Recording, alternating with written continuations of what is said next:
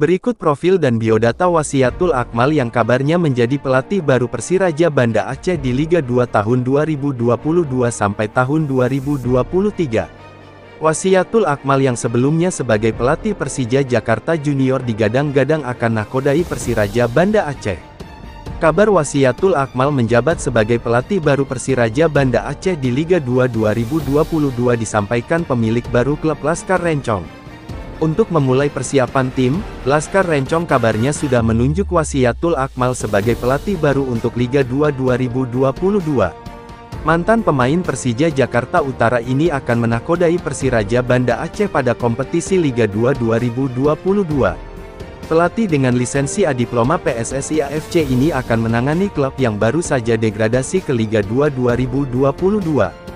Selama karir bermain di Liga Indonesia, Wasiatul Akmal tercatat pernah membela PSS Sleman dan PSPS Pekanbaru.